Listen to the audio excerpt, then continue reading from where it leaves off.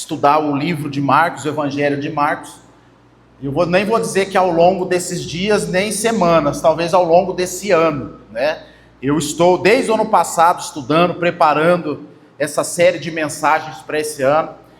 Do tempo que eu estou aqui, é a primeira vez que a gente vai seguir uma jornada mais longa. Eu vim treinando, não sei se os irmãos perceberam, eu vim treinando a igreja ao longo desses anos a estudar textos expositivos, livros inteiros da Bíblia na pregação. Então, todo ano, pelo menos 1 ou 2 livros da Bíblia mais curto, eu ia pregando.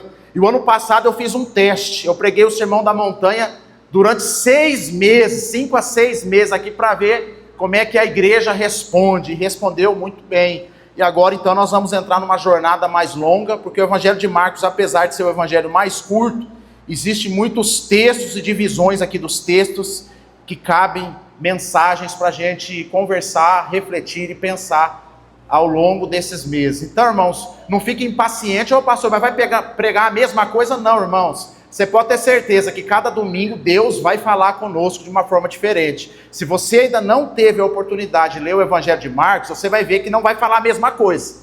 É a ideia de mostrar quem é Jesus e o propósito da vinda de Cristo. Jesus sendo apresentado como um servo, aquele que veio servir e mostrando para nós um discipulado radical. Na semana passada eu falei que o livro de Marcos é dinâmico, ele tem ação, e que assim seja também as nossas mensagens, dinâmicas com ação, respeitando a estrutura dos textos bíblicos. E o livro de Marcos vai falar de várias situações aqui, da vida, do discipulado, da caminhada cristã.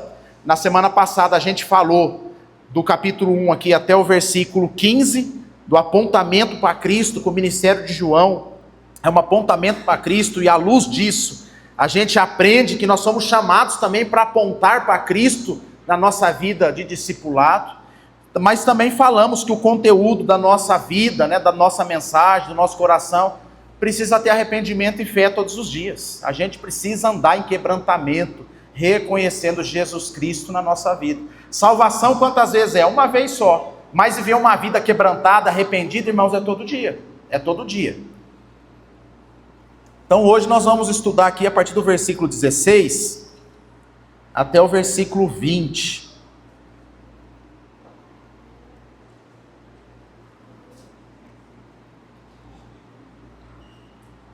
Cujo título é em negrito, né?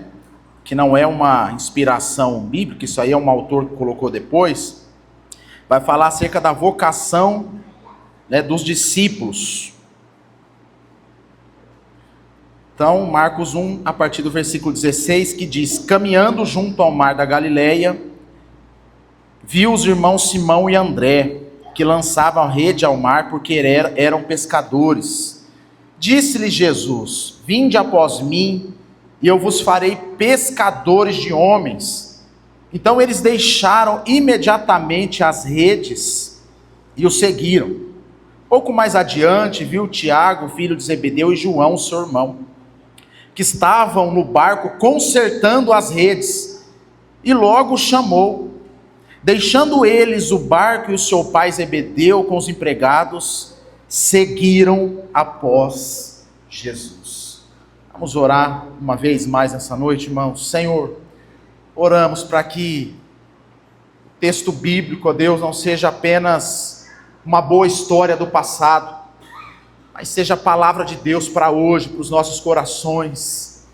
Que haja, ó Deus, uma hermenêutica, que haja, ó Deus, uma visitação do texto antigo, mas uma colocação para os dias atuais. O mesmo Jesus que chamou esses 4 homens é o mesmo Jesus que está aqui nesse lugar, chamando pessoas para viver a partir da vida de Cristo, a vida do Senhor. E eu oro para que, enquanto a palavra é ministrada, que haja um chamamento nessa noite espiritual, aquilo que só o Senhor pode fazer, que é chamar o homem no seu íntimo, no seu coração, assim como o Senhor fez com esses discípulos. Eu oro, Deus, para que haja manifestação do Senhor, como nós cantamos aqui, o Espírito que é bem-vindo, o Espírito que já habita em nós, mas que haja não apenas uma habitação, mas uma manifestação dele aqui no nosso meio, por meio das Escrituras, da leitura, da exposição do texto. Em nome de Jesus, amém, amém.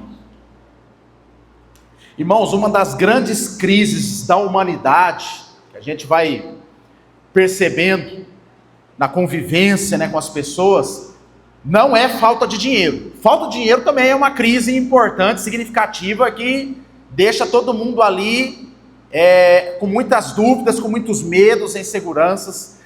Mas eu creio que uma das maiores crises que atinge até aquele que está com a conta bancária resolvida é a crise existencial, é a vida sem sentido, é a vida sem propósito. São pessoas que carregam um vazio gigante dentro da alma, dentro do peito, e procura a qualquer custo suprir essa necessidade. E eu, ao longo da minha vida, já conheci pessoas que tentaram várias religiões para tentar suprir o vazio da alma, para encontrar um sentido, para encontrar um propósito.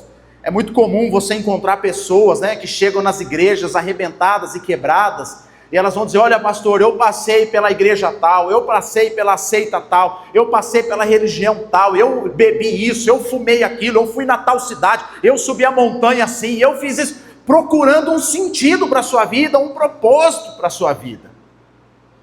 Tem um filme muito legal para a gente assistir, que é um filme cristão, que chama Jesus Revolution. Acho que ele está nesses streaming que tem por aí, Netflix, alguma coisa assim, que vai falar do avivamento que teve nos Estados Unidos, na Califórnia, na década de 70, através do movimento hippie, que aquele povo começou a se converter, a ter um encontro com Jesus a partir de uma igreja tradicional. E é interessante, em uma das falas ali do missionário, quando ele se depara com aquele povo hippie, que estava buscando ali uma lucidez, né, através do entorpecente, através desse movimento, aquele missionário vai dizer: eles estão à procura de algo, eles estão à procura de alguém, eles estão à procura de Jesus, só que eles não sabem ainda quem é e não encontraram o caminho. Essa tentativa, essa busca por essa liberdade, nada mais é do que uma tentativa de preencher a sua existência, de encontrar sentido para a vida.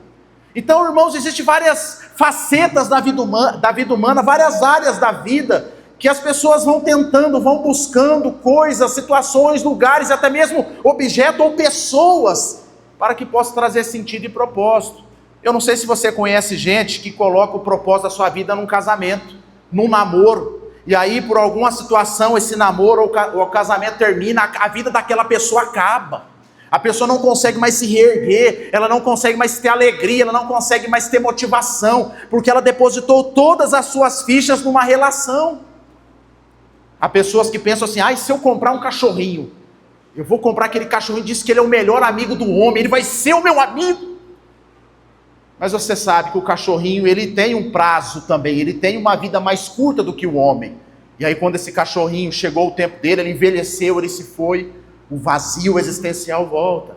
Há pessoas que, por ter um poder aquisitivo, ele encontra ali o sentido, né, ilusório da sua vida em coisas. Eu vou comprar uma coleção de automóveis, eu vou comprar uma coleção, né, de quadros, eu vou gastar todo o meu recurso viajando, frequentando lugares assim exóticos, e aí ele chega lá diante daquele lugar, mas a sua alma continua vazia, mas ele não pode falar, porque ele diz para as pessoas que essa é a vida boa, é assim que se encontra sentido para a vida, mas ele chega lá quebrado e frustrado.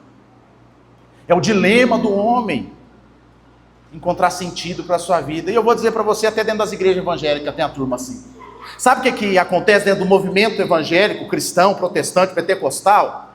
Eles buscam sentido através de cargos, de ministérios, de relacionamentos, e ali vira um vício. Eu quero suprir a minha necessidade existencial através de um ministério. E aí o que acontece? Aqui, irmão, igreja, ministério, pessoas, todos nós somos falíveis. Em algum momento nós vamos ficar na mão. E aí o que acontece com essas pessoas? Elas se frustram. Muitas pessoas estão fora das igrejas hoje porque se frustraram dentro de ministérios, dentro de percepções equivocadas que tiveram acerca da vida cristã. Colocaram a sua confiança em pessoas, colocaram a sua confiança no ministério tal, mas o ministério acabou, chegou o pastor lá, o pastor novo chegou e ele encerrou esse ministério, e ali estava o meu bezerro de ouro, e o pastor pôs fim no ministério, ou o ministério acabou por si só, e agora o que vai ser de mim? Não, irmãos, é Jesus que preenche nosso coração. Mas quando a gente não encontra o amado da nossa alma, a gente fica assim procurando se entorpecer de forma religiosa, porque eu não vou para cocaína, eu não vou para maconha, eu vou para a igreja, eu vou me entorpecer de coisas de igreja, eu vou ser um evangelicão, eu vou ser um gospel, eu vou ter tudo gospel, para ver se aquilo preenche a minha alma, para que eu possa encontrar sentido. É a crise, irmãos, da existência humana. Muitas pessoas estão por essas ruas hoje andando aí, vazias, procurando propósito. Talvez você entrou aqui nessa noite assim, vazio. Eu vou na igreja hoje para encontrar um propósito para minha vida. Se o irmão fulano estiver lá, ele vai me dar um abraço. Se acontecer isso, me chamar lá na frente, se acontecer alguma coisa, eu vou encontrar sentido para a minha vida. Irmãos, mas a verdade é que, por mais que a gente tente, Renata e Fernando, a gente não consegue por si só. Se Jesus não olhar para nós e entrar na nossa vida e ser o protagonista do chamado, irmãos, a gente não encontra propósito. Pedro, André, Tiago e João já sabia de Deus, conhecia a religião, provavelmente judeus ali, não da sinagoga, não aquela turma que estava ali regada de escritura sagrada, mas tinha um conhecimento, havia uma expectativa, mas vivia uma vida também banal. Vivia uma vida ali sem sentido e sem propósito. O texto diz que Jesus caminhava pelaquela região e chamou eles e viu que eles eram pescadores. E a profissão de pesca era uma profissão muito comum ali em volta do Mar da Galileia. Naquelas 10 cidades ali em volta, havia muitos barcos. Alguns historiadores vão dizer que na época da pesca, Fábio, havia mais de 300 barquinhos ali no Mar da Galileia. Era uma vida comum, talvez passada de pai para filho. E ali havia uma expectativa messiânica, que haveria um Messias, que ia revolucionar o mundo, que ia tirar eu desse estado banal, que ia tirar agora o imperador romano do poder, ia assumir o poder, ia deixar tudo jóia para a gente viver. E entra ano, passa ano, e não acontece nada. Você já sentiu assim? Quando você pensa, nossa, pastor, 2026 é o ano da eleição. Esse ano, você que é mais politizado, esse ano vai ser o ano que nós vamos encontrar sentido. Aí o seu candidato perde, irmão. Imagina a frustração. Ou você não é tão politizado, você é daquele assim, pastor, tanto faz, tanto fez, importante é o meu salário cair dia 5, eu viver minha vida, eu estou bem com a minha família, não estou nem aí para essa corja, para essa turma. Talvez você desse, mas você é aquele que coloca expectativa no futebol. Talvez você é um corintiano que hoje acreditou que ia ganhar. Aí se contentou com o empate. Ou talvez você, como é um São Paulino, aos 40 e poucos minutos, uma vitória. Aí veio o empate. Vou confessar, irmão, frustrei só um pouquinho assim. Aí depois eu melhorei. Mas tem gente que não aguenta o baque. Talvez você, Vinícius, é aquele que pensa, 2026 tem Copa do Mundo. Eu vou pintar a calçada, eu vou comprar o bandeirão, nós vamos reunir a turma e eu acredito no Neymar. Eu acredito no Pombo, no Richardson. Ele vai resolver a Copa do Mundo. Aí o Brasil vai lá e perde uma seleção menos expressiva nas oitavas, nas quartas. Aí é mais 4 anos para encontrar o propósito. Irmão, eu joguei tudo isso aqui a título de introdução para tentar nos encaixar em algum desses modelos. Talvez, enquanto eu falava, você se identificou com algum deles. E se não, se você é o pastor, graças a Deus, eu estou preenchido, irmão, louvado seja o Senhor pela sua vida. Mas eu vou dizer, algum pontinho aqui vai te pegar. Pode esperar. Algum deles aqui vai te encontrar ao longo dessa mensagem.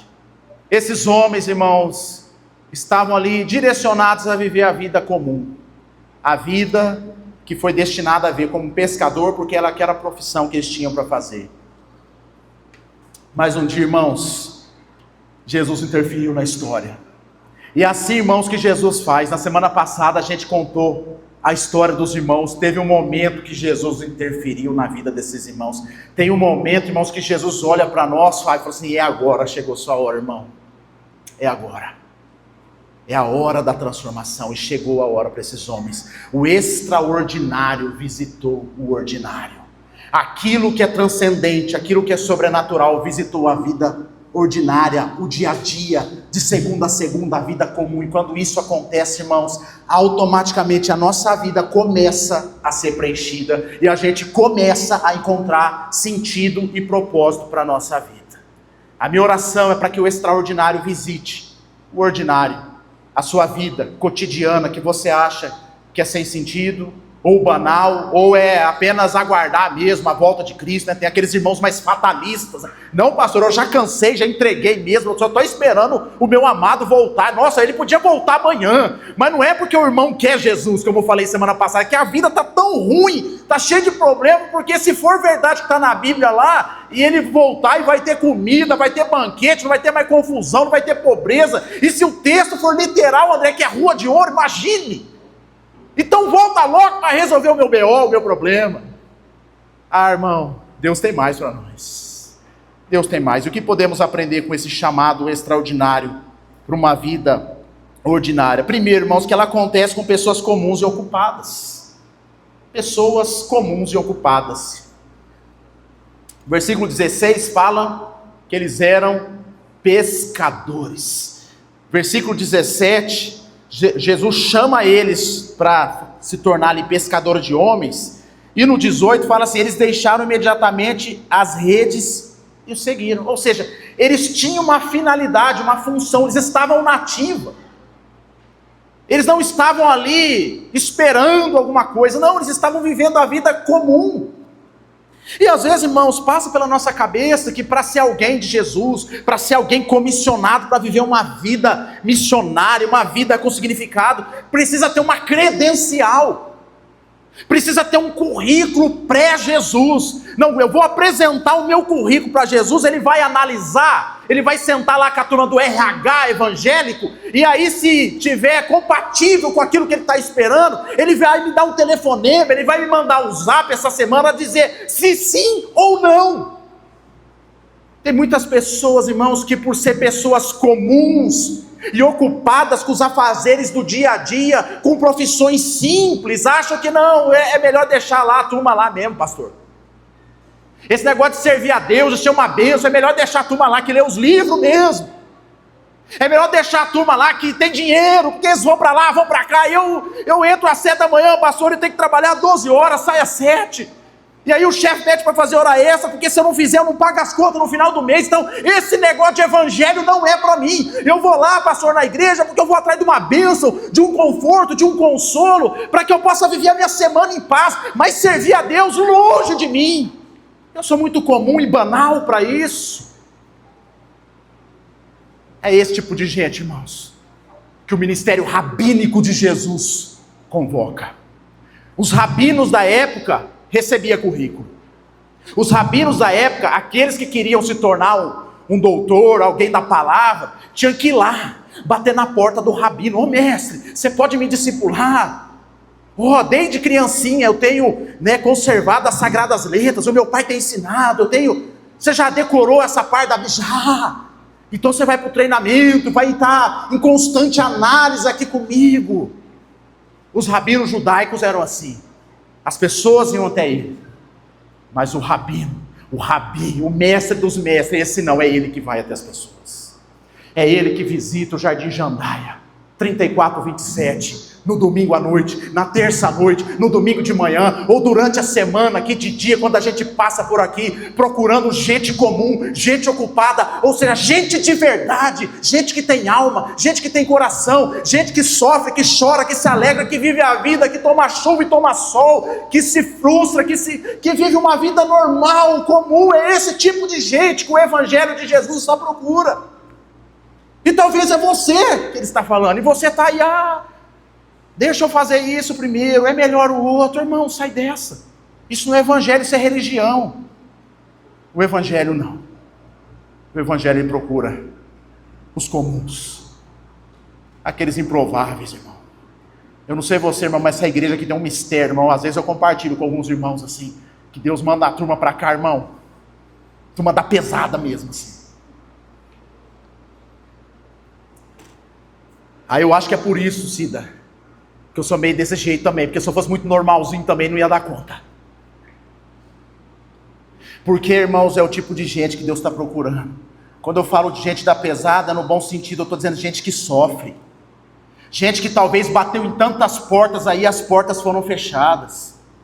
Gente que talvez rodou a vida, rodou o trecho, mas não encontrou o alimento, não encontrou o sentido, não encontrou o afago, não encontrou o abraço, não encontrou Cristo. E aí entra aqui, encontra, não sei como, apesar de nós, irmãos, eles encontram. Como você e eu.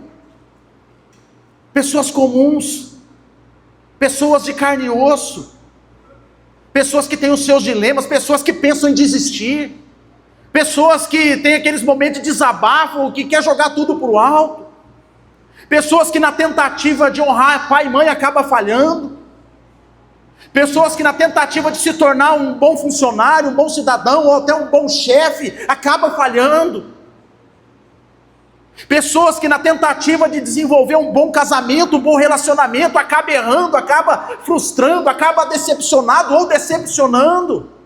Gente comum. É tipo de gente que Jesus está passando na beira da praia, do mar da Galileia, falando: vem irmão, você viu a turma aqui na frente? Eles são tudo comum também. E eu conheço a turma aqui, viu gente? Tudo comum. Não, mas o fulano lá, você vê, pastor, como é que ele é? Ele faz assim, ó, ele cumprimenta assim, ó. Vou dizer para você, comum, irmão, comumzinho da Silva. Na hora do vamos ver, irmão, todo mundo fica comum. André mencionou hoje na manhã, na aula, pandemia, todo mundo pôs a máscara, irmão. Não põe máscara, pôs a máscara, não entra aqui. Ficou todo mundo igual de máscara. Eu me lembro quando a gente voltou aos cultos aqui, um cara, tá, aquele negocinho de máscara, mas não sabia quem que era a turma. Ficou todo mundo igual. Só eu, né, tive o privilégio de poder tirar a máscara e poder falar. Mas teve uma reunião do presbitério que eu preguei de máscara. Todo mundo igual. Não dava para saber quem era. Aí ia tirar aquelas fotos. Todo mundo de máscara, não sabe quem é, só viu o olho, só o Batman, só via ali, parecia o Batman todo mundo. E aí começaram a fazer o quê? Já que é todo mundo assim, vamos diferenciar. Aí começou a ter as máscaras diferentes, lembra? As máscaras floridas, eu lembro que o Márcio me deu uma máscara florida, eu usava ela. Tinha máscara preta, que era mais tradicional. Tinha máscara que a irmã fulano de tal costurava lá para você sobre medida, para a gente se diferenciar. Mas na real, irmão, estava todo mundo no mesmo barco. Mas Jesus, irmãos, continua o mesmo. Ele continua entrando na vida de pessoas comuns, Sueli, e transformando e libertando. É gente, Andressa, que a casa não está resolvida, o marido ainda não está servindo a Deus, tem lá o seu... Mas Deus me chamou, dentro dos meus problemas diários, mesmo minhas dificuldades, Deus me chamou. Com isso, irmãos, eu quero dizer para mim e para você, na autoridade das Escrituras, que Deus continua nos chamando. O que eu faço, pastor? Sim, eu quero. Sim. Você aceita? Sim, Ele está te chamando, você quer? Vinde a mim, venham. E eu falei aqui, irmão, que eu não fico convidando a turma para ministério. Eu não, mas Jesus convida. O pastor não convida, mas Jesus convida. E como que Jesus faz o convite, Mateus? Ele entra no seu coração, na sua alma, desperta você, olha Mateus, vai fazer isso, Mateus. É o Jesus que convida, irmãos. Você está se sentindo comum, normal, pequeno? É isso mesmo. Isso é comum, normal e pequeno. Mas é esse tipo de gente que Deus quer, irmãos, que Deus quer usar. Tinha muita gente da sabedoria ali na época. O Nicodemos, que é relatado em João 3, era um homem muito sábio. Você acha que o Espírito Santo, de forma soberana, não tinha capacidade de converter o coração daquele homem?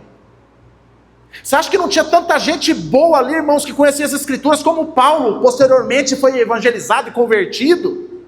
Mas Deus chama a turma, irmão, os pescadores que vão andando com Jesus ali ao longo da jornada. Jesus, quando ele começa a explicar umas coisas mais difíceis, mais teológicas, umas coisas mais sacrificiais, eles não entendem nada. Quando Jesus leva alguns deles para um lugar onde há uma transcendência, há uma manifestação da glória de Deus, como aconteceu no Monte da Transfiguração, eles ficam perdidos. Ou seja, eles não têm a capacidade, às vezes, ali teológica para interpretar a vida, mas Jesus tem paciência com eles e vai discipulando essa turma, irmão. Gente comum, gente do dia a dia. Então, irmãos, você é importante para o chamamento de Deus. Deus não quer que você seja um aquecedor de banco. Deus quer que você seja um homem, uma mulher com significado, com o coração preenchido, que não vai ficar batendo de porta em porta para encontrar sentido para a sua vida. Se o Corinthians ganhar ou perder, eu continuo servindo a Deus. Se o Lula ou o Bolsonaro ganhar ou perder, ou o filho dele que vai para a eleição perder ou ganhar, eu continuo servindo a Deus. Se o Brasil for eliminado na fase de grupo lá para o time lá inferior, eu continuo servindo a Deus. Se acontecer alguma situação na minha casa, no meu lar, eu vou continuar servindo a Deus, porque eu encontrei Ele. Pessoas comuns. Segundo, irmãos, que a gente aprende, eram pescadores.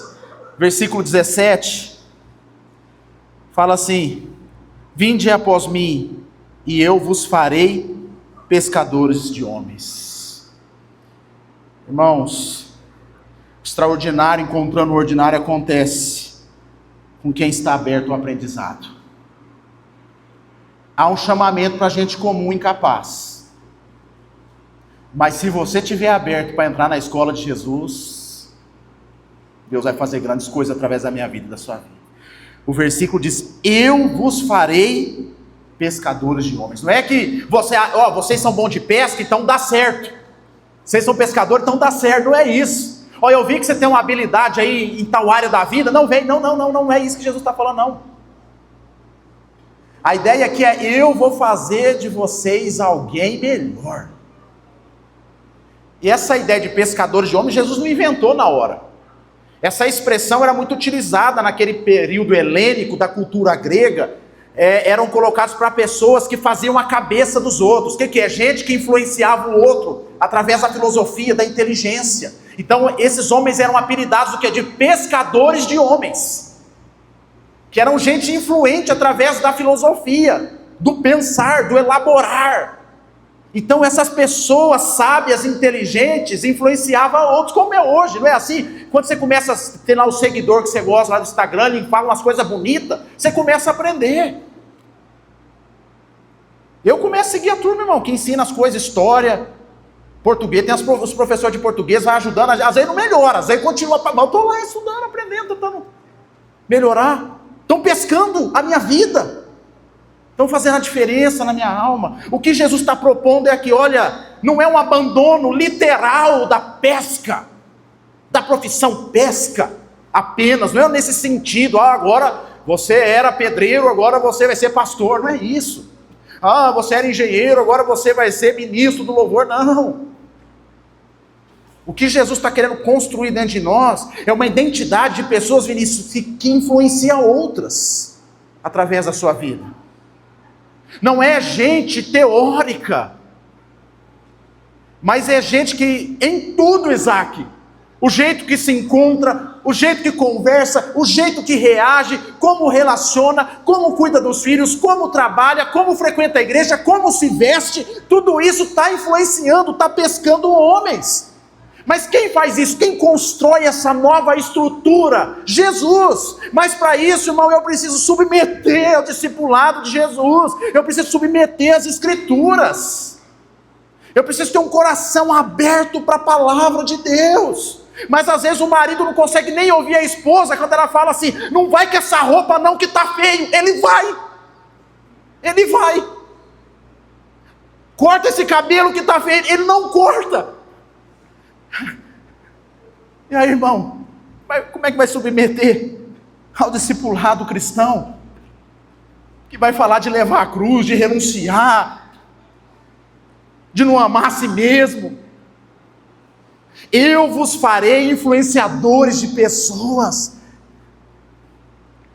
É um discipulado constante. Não ache que quando Jesus foi assunto aos céus, que ele reuniu a turma e ele foi subindo assim, né?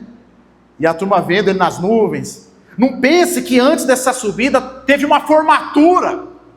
Aí Jesus estava lá com aquelas roupas, né, daqueles reitores de universidade, ali com o diploma na mão, e ali os discípulos também com aquela roupa que a gente usa quando a gente vai se formar. Aí está lá Jesus lá, apóstolo Pedro, a turma bate palma, formou na faculdade de missionário, está aqui o seu diploma. Apóstolo João, ganhou muito amoroso na sala de aula, ganhou o diploma. Não teve, irmão, uma formatura. Foi a vida inteira aprendendo. Quando a gente lê as cartas de Paulo em Gálatas, que foi a primeira carta, o registro ali das Escrituras, Paulo está ali numa situação com Pedro, que Pedro estava fazendo coisas erradas acerca da fé. Jesus já tinha ressuscitado, mas Pedro ainda estava batendo a cabeça em algumas coisas. E ele aprende com Paulo. Ou seja, irmãos, esse discipulado, a gente não recebe diploma aqui. É a vida inteira. Mas a gente tem aquela turma aqui do já sei. Lembra um dia que eu contei essa história? Não, pastor, já sei. Essa turma do já sei, irmão, é que dá problema. Vou indicar um livro para você. Inteligência Humilhada, do Jonas Madureira, que vai falar que a humanidade, a piedade precisa submeter a teologia. E pensa no homem que é inteligente, esse pastor Jonas Madureira. Mas ele desenvolve lá uma ideia no livro acerca do não sei. Diante de algumas coisas, Fábio, não sei. Às vezes os maridos têm esse negócio, né, irmão? Não sei se a sua esposa é assim, mas a minha fala essas coisas, né? Está andando por aí e fala, você sabe por que fechou aquele negócio? Eu falo, não sei. Você sabe por que essa rua está desse jeito? Eu falo assim, eu preciso ver com o Ricardo lá, por que está acontecendo isso aí. Estamos assistindo um filme inédito. Você sabe por que a mulher falou isso para ele assim, ó, eu preciso terminar o filme para ver como é que vai ser. Eu não sei se você tem essa síndrome do marido que, na visão da esposa, você sabe tudo. E eu vou dizer, irmão, é gostoso quando elas vêm perguntar. Aí tinha umas horas assim que eu nem sabia. Eu falei, opa, é isso aí mesmo, chutava. E às vezes dava certo. Porque você fica grandão, né? É gostoso você saber. Né? Ainda mais quando é pergunta da Bíblia. O que esse texto? Ah, irmão, aí começava aquela aula de escola dominical. Saia ali teólogo grandão. E essa música? Conheço música. E esse filme? Conheço filme. Tinha época, lembra, já que eu não sabia, eu tentava falar. Agora eu falo, isso aí, até brinco, isso aí eu não sei mesmo. Vamos ver. Vamos descobrir, irmão. Mas as esposas têm essa expectativa, não tem, Vinícius? Que a gente tem que saber tudo. E a gente cai nessa armadilha achando que a gente é assim com Deus. No discipulado de Cristo, irmão. Então, o grande inimigo do discipulado da missão é o já sei, pastor. É o já sei, Jesus. Eu não preciso. Tem um irmãozinho que ele queria ir para o seminário, estudar para ser pastor, lá uns anos atrás, aí vamos conversar com ele, eu não, né, o pastor dele, né, falou para ele, então, já que você quer, vamos preparar você, começa a frequentar a escola dominical, para, né, ser igreja, né, cara, pastor vive na igreja, né, óbvio, né, aí ele falou assim, não, eu já sei que eles não vão falar lá, não vou não, porque eu já sei que eles vão dar aula lá, já sei,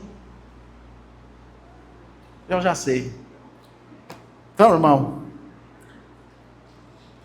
eu vos farei pescadores de homens. Você quer encontrar um sentido para a sua vida? Talvez você se identificou como uma pessoa comum e ocupada. Mas quando chega no estágio de se tornar um aluno, aí trava. Porque, irmão, o discipular de Cristo, ele é pesado. Ele rasga a gente. Ele desconstrói a gente. Ele pega convicções que a gente tem, Renata, há anos e fala assim, não é assim. Jesus, irmão, ele reseta a nossa vida, ele quebra o vaso e faz de novo, ele quebra toda a sabedoria humana, familiar e coloca do reino, toda a estrutura religiosa que te acompanhou durante anos, que você achou assim, mas por que você faz? Não, porque sempre fizeram assim. Ele vai lá e põe por terra, ele limpa a bagunça, ele tira aquilo que é ruído, ele tira aquilo que é excesso, ele vai lapidando, ele vai tirando as rebarbas para colocar vinho novo. E isso, irmãos, é doloroso, porque desconstrói quem a gente é. É tão difícil, irmão, ser desconstruído, mas esse é o caminho do discipulado radical. É você deixar, não, pastor, às vezes a pessoa assim, pastor está pensando o quê? Meu irmão, se você está nessa ainda, irmão, você está ficando para trás, você acha que eu estou aqui para quê, irmão? Ah, porque é um pastor, que pastor, irmão? O que eu ganho, irmão? Você dando certo ou errado, pensa, o que eu ganho? Não, irmão, eu estou aqui, porque talvez eu vou dizer coisas para você que ninguém vai dizer. Ninguém. Nem sua esposa, nem seu pai, nem sua mãe. Sabe por quê? Eles não vão dizer para você, porque eles não querem cortar o vínculo emocional que tem com você, porque se eles disserem a verdade para mim e para você, nós vamos ficar magoadinho, nós vamos ficar choroso, mas o pastor não. Então, irmão, eu prefiro que você melhore, que você aprenda com Jesus e me odeie, mas que você caminhe com Jesus. Isso é discipulado, irmãos. Você não é o meu discípulo, o discípulo do Denis. Eu sou só aquele que aponta o caminho para Jesus. Ah, pastor, não gosto que você fala essas coisas, irmão. Não tem problema não, eu também não gosto muito de falar essas coisas, mas eu preciso dizer, porque eu tive gente na minha vida, irmão, que botava o dedo na minha cara e falava as coisas que eu precisava ouvir, e era duro, irmão, de ouvir. E até hoje eu tenho. Para você que acha que eu não tenho, eu tenho pessoas que falam as coisas para mim. Confesso que no primeiro momento eu fico meio arisco, meio espinhudo, mas depois o espinho vai baixando, aí eu começo a pensar, não é que é verdade mesmo esse negócio? Não é que a pessoa está certa? Eu demoro um pouquinho assim, 1 hora, 2 horas, até passar o nervoso, mas quando cai, irmão, no peito, na alma, irmão, aí nós caminhamos. Mas tem gente que não fica nervoso, não dá um grito, não dá uma palavra atravessada, mas vive a vida inteira rejeitando o ensino de Deus, o conceito de Deus. Aí vive uma vida vazia, caçando o significado lá, aqui, em coisas. Porque Jesus está diante dele, mas Jesus fala assim, eu vos farei. Não é você que vai fazer de você mesmo, é eu que vou fazer. Uma vida com propósito. Então, querido, eu não sei se Deus está falando com você. Às vezes Deus fala com alguns, com outros não. Tem isso também na igreja. Mas se é você, irmão, cai para dentro, como diz a turma. Fala assim, sou eu, Jesus, sou eu. Faz, quebra o vaso, sou eu quero sim, eu aceito. Muda a minha vida, muda o meu coração. Se precisar tirar tudo, até a roupa eu mudo o meu visual, se eu precisar. É cortar cabelo, até essas coisas periféricas, estéticas, se for necessário eu faço. Porque o que importa para mim é o Senhor. Eu não me importo mais com a vida, com as coisas desse mundo. Eu quero viver para o Senhor, então faz. Constrói. Faz de mim um pescador de homens. Faz de mim alguém que é bênção, pelo menos dentro da minha casa. Eu tenho 2 filhas, Senhor, uma esposa, pelo menos ali. Se 220 pessoas não acreditarem, não quiserem, 4, Senhor, dentro da minha casa, posso olhar para mim e falar assim, nós vamos seguir a Cristo. Pelo menos a minha família. Jesus usou esses homens, irmãos, 12, que revolucionou o mundo. Se eu não me engano, no Evangelho de João, nas partes finais ele vai dizer que foi tanta coisa que fizeram que não dava para caber nos livros. Em outros textos vai dizer que aqueles, que creem vão fazer coisas maiores. Não é ser maior que Jesus, mas é ir longe, durante longevidade, anos trabalhando, servindo a Deus, influenciando pessoas. Ei, comum, ocupado, é você que Deus quer transformar.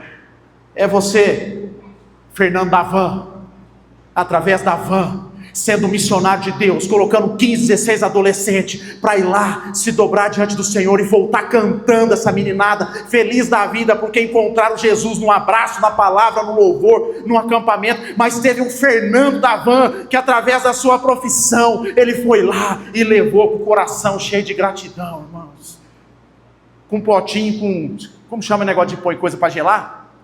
Cooler, cheio de guaraná, irmão, e água para dar para a meninada. E no finalzinho paramos para almoçar na volta. Ele não deixou ninguém entrar. Ele abre a bolsinha dele e vai dando um bombom para cada um. Aí, não, eu não gosto, tio, mas quem gosta é comendo. Até o pastor da viagem recebeu o bombom, cafezinho. Você está entendendo, irmão, o que é o negócio? Jesus, eu sou comum, eu sou motorista de van, mas o Senhor pode me usar para ser uma bênção, irmão. Eu posso ser alguém que dá um bombom para o coração de um adolescente em lágrimas, quebrantado por voltar do acampamento. Eu posso fazer mais. Senhor, faz em mim, como diz a oração Francisco de Assis, fazei de mim, Senhor, um instrumento de tua paz. Né, Francisco de Assis? Ó Senhor, fazei de mim um instrumento de tua paz. E por fim, irmãos, o texto vai dizer que Jesus ele faz um convite para essas pessoas comuns, Wagner, e eles deixaram tudo, imediatamente seguiram Jesus. Pedro e André estavam consertando as redes. Tiago e João falam que eles não deixaram apenas o barco, talvez o lucro, mas eles deixaram o seu pai Zebedeu também. Ele não se tornou órfão, ele não deixou de honrar pai e mãe. Ele está dizendo assim: agora quem influenciou a sua vida é Jesus Cristo, não é seu pai, irmão. Agora quem influencia a sua vida não é a sua vida de pesca, a vida material, as finanças, a comissão. Não é a afetividade paterna que vai determinar os rumos da sua história, apesar que você vai continuar honrando até o final da sua vida. Mas agora quem manda, quem domina é Cristo. E a palavra diz que eles deixaram, irmãos, e seguiram Jesus. Em outros textos vai dizer que eles pescaram de novo. Sabe por que eles pescaram de novo? Porque a ideia aqui não é largar uma profissão, mas é largar a centralidade do coração, que antes estava ali, mas agora está aqui. E o que Jesus está propondo não é você pedir conta de uma profissão, não é você abandonar a sua casa, a sua família, não. É você falar assim: agora eu sigo exclusivamente a Jesus Cristo. E depois dele vem todas essas coisas, como diz Mateus capítulo 6. O deixaram, ali a ideia do peso da palavra grega é deixaram para sempre. É essa a ideia. Não é assim, deixei e voltei. Mas o que eles deixaram para sempre? A profissão de pesca? Para entrar na água? Não, irmão. O coração vazio que estava ali naquela situação. Mas agora eles são influenciadores de pessoas. Eles deixaram uma velha vida para viver uma nova vida. Ainda que seja na mesma profissão, Fernando. É uma mentalidade diferente. Eu finalizo, irmãos, talvez ilustrando uma situação bem banal, mas eu acho que ajuda. É como se a nossa vida, Fábio, tivesse como as televisões da década de 60, 70, sei lá quando foi, mas é antiga, que eu cheguei a ter uma dessas, que era em preto e branco. E os irmãos da antiga aí lembram, tinha um negócio que você comprava, que colocava na frente, eu tinha um de caixote de madeira, né, que era a lateral toda de madeira, em preto e branco tinha um conversor. Lembra disso aí? Eu sou novo, mas eu peguei as coisas antigas, irmão. Aí tinha um negócio que você colocava na frente, que colocava a cor. Aí você que gostava da novelinha lá, parecia lá o personagem com cor. Antigamente que as novelas eram narradas no rádio, e agora tem uma TV para poder ver a cena. Agora tem as TV digital. Você passa na frente daquelas lojas lá, parece que você está dentro da cachoeira. Não é assim? Sabe o que o Evangelho faz, Camila? Ele tira a nossa vida do preto e branco, do comum, e coloca cor, brilho. Um casamento que estava sem sentido, uma criação de filho que estava normal, agora passa a ser especial. A cada momento, a cada foto, a cada encontro, a cada homenagem. É especial porque Jesus colocou cor, colocou brilho. Aí a vida, irmãos, não é mais comum. Me arrumar no domingo, como eu disse na semana passada, e vir para a igreja não é comum. A igreja está colorida. E ali eu fecho, irmãos, a gente pintou essa igreja. Você olha para os vidros aí. Pode olhar para os vidros aí. Pode olhar para os vidros aí. Você está percebendo que o vidro tem cor? Olha lá, azul, verde, marrom. Antigamente com aquele verde, Melissa, você nem percebia. Era tudo meio escuro. Mas o branco ressaltou o quê? Que o vidro tem cor. Trouxe a luz para fora. E de dia então fica a coisa mais linda quando o sol bate. Irmãos, é isso que Jesus faz. O Evangelho ele vem purificar a nossa vida, para tirar a gente de uma vida sem sentido, preto e branco, para trazer luz, para trazer brilho, significado. Ainda que você ache que a sua vida é comum e ocupada, mas é esse tipo de gente que Deus quer usar e quer abençoar. Que Deus nos ajude, nos abençoe, irmãos, a dizer sim nessa noite para esse convite de Jesus. Vamos orar.